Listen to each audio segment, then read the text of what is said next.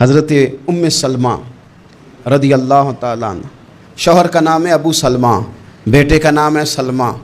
کہتی ہیں میں، میرا شوہر، میرا بیٹا، تینوں، چھوٹا بیٹا میرا، ہم نکلے مکہ مکرمہ سے مدینہ طیبہ جانے کے لیے۔ ایک کی بیٹا ہے، خاندان جمع ہے، شوہر کی گود میں بیٹا، اونٹ کے پیچھے میں۔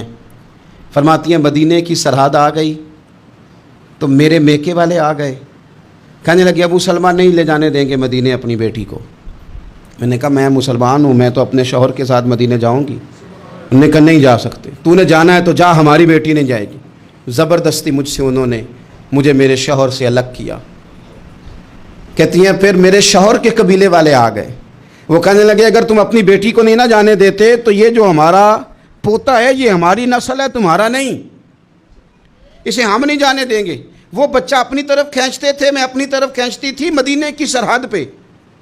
یہ جھگڑا زمین کے لیے نہیں ہو رہا، مکان کے لیے نہیں ہو رہا، حضور کے مدینے جانے کے لیے ہو رہا، حضور کے مدینے جانے کے لیے ہو رہا، مدینے جانے کے لیے ہو رہا۔ لنگ کئی مہینے تے برس گئے تے تیری دید نو دیدے ہی ترس گئے۔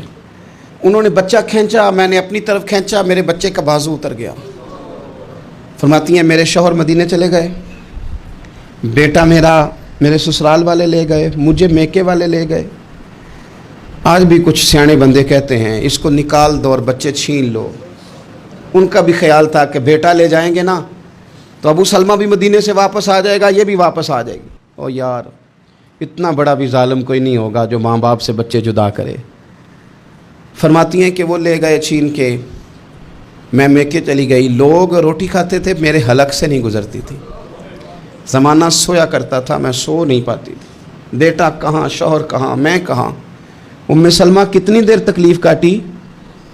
جناب ام سلمہ کہنے لگی لوگوں ایک دو دن نہیں، پورا سال بیت گیا، پورا سال، پر جے سونا ہی میرے دکھ وچ راضی، جے سونا ہی مارو مارو مینو مار مکاؤ، میں کوئی عذر نہ پیش لے آواں، او جے سونا ہی میرے دکھ وچ راضی، پھر سکھ نو چلے ڈاواں۔ فرمایا سال بیت گیا، لوگ صبح اٹھ کے کام کاج پہ لگ جاتے، کپڑے بدلتے، ڈیوٹیاں کرتے، اور میں سویرے اٹھ کے اس جگہ آ جاتی جہاں میرا شوہر اور میرا بیٹا بچھڑا تھا۔ میں سارا دن روتی، آہوزاری کرتی، حضور کے مدینے کی طرف منہ کر کے میں تڑپتی۔ سال بیت گیا، سال، ایک ہفتہ نہیں نکلتا بچوں کے بغیر۔ بڑے بڑے سیانے لوگ پردیس جاتے ہیں تو بچوں کی فوٹو دیکھ دیکھ کے روتے ہیں، لیکن کہتی ہیں ماں تھی، بیٹا بچھڑا اور پھر بیٹا بیمار ہو اور ماں سے جدا ہو، کتنی تکلیف کا منظر ہے۔ آپ فرماتی ہیں کہ ایک سال بیت گیا اور میں نے کسی کی منت نہیں کی، میں نے کوئی شکوہ نہیں کیا، اس لیے کہ جس حال میں رب و رسول رکھیں۔ یہ حوصلہ، یہ صبر، یہ توانائی۔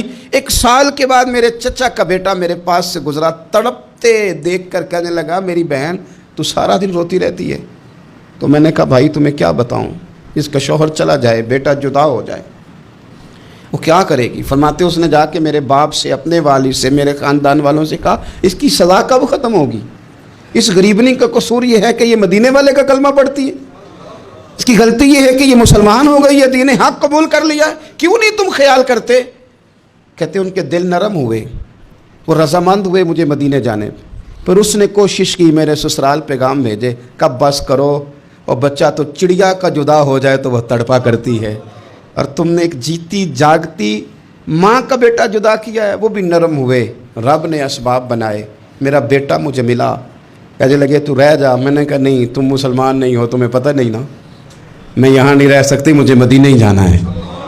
اکیلی اتنا سفر، جنگلوں کا رستہ، پہاڑی رستہ طے کر لو گی؟